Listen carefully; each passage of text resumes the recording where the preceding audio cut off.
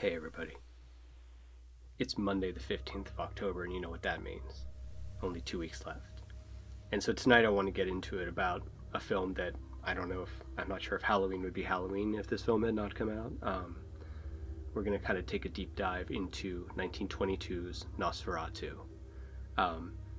As far as films go, horror films, vampire movies, Nosferatu's sort of the origin. It was made in 1922. It was directed by a guy named F.W. Murnau, and it was produced by a guy named Albin Grau. We're going to get into Albin in a little bit. And it stars Max Schreck as Count Orlok.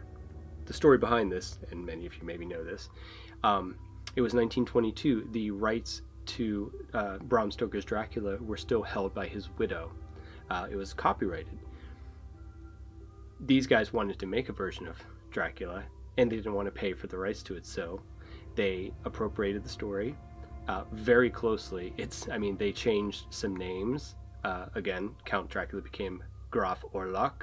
They changed all these, and they changed some locations too. They brought it back to Germany instead of England, and they drastically changed the Count's look, and we'll get into that as well in a few minutes. But obviously, these changes they made were not enough. Florence Stoker sued them through her lawyers, through her, I guess they're solicitors, because she's English, right? Irish. And oddly enough, instead of, and I was just listening to a podcast talking about this recently, oddly enough, instead of asking for a share of the proceeds of the film, she sought to have the film destroyed. And for one reason or another, the courts complied, and most versions of this film were destroyed. The only reason we have this film now is because of a few people who, frankly, disobeyed the law and kept it. Projectionists, some of them, by all accounts, and then a few other collectors and people did save the film. It existed in sort of a bad state for a while, and then better prints were found eventually, and then it's been very recently restored, and it's been re-released on Blu-ray through the Criterion Collection, and that would be the version I would recommend you watch. Again, there's lots of versions of this film. There are lots of versions like the one you're seeing that have colored cells over top of many of the scenes that kind of color code a lot of the film. I've seen versions that have none of those too.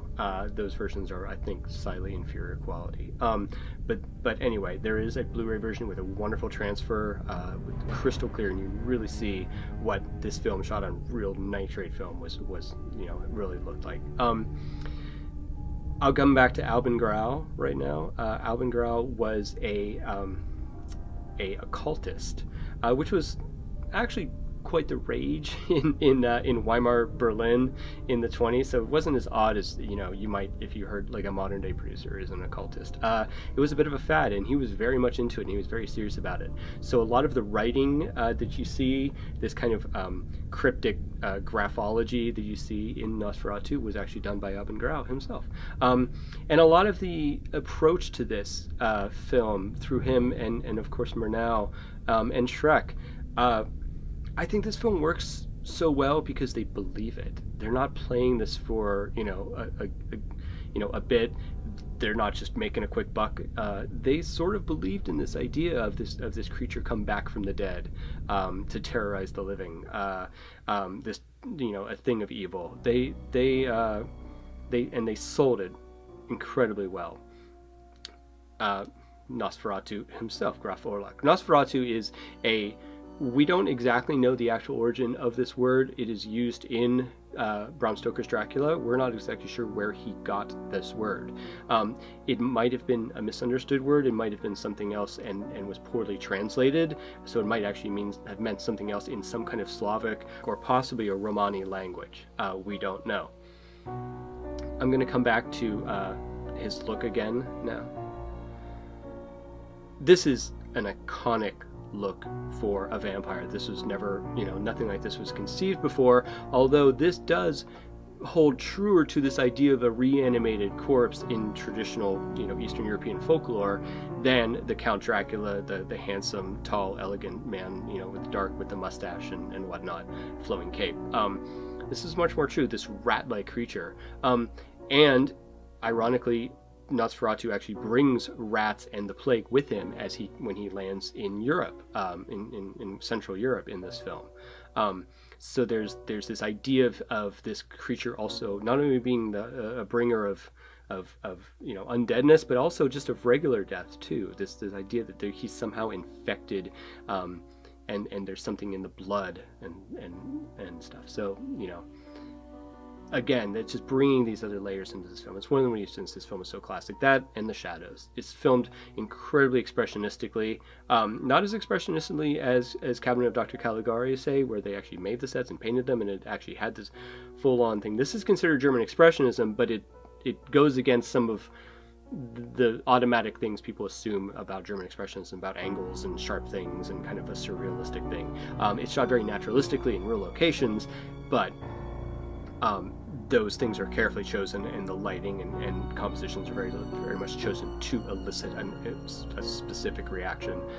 And again, this is sort of the basic origins of horror filmmaking in general, is to create this sense of dread just within the frame itself, not only with what happens within it. It's the look of it. And finally, I'm going to talk about F.W. Murnau. I was sort of discussing Albin Grau and his occultism. A few years ago, F.W. Murnau's grave was broken into and his head was removed. We can only assume that by now his head is basically a skull, I guess. So we could say his skull was removed. This happened a few years ago. His skull has not been found. Nobody knows where F.W. Murnau's head is currently. There's a lot of supposition on the parts of authorities in Germany that it was stolen by occultists and being used in some sort of dark rite. I think if you could ask Albin Grau that, he would tell you that there are very few actual occult rituals that involve a human skull. It's not really sort of part and parcel of what that is.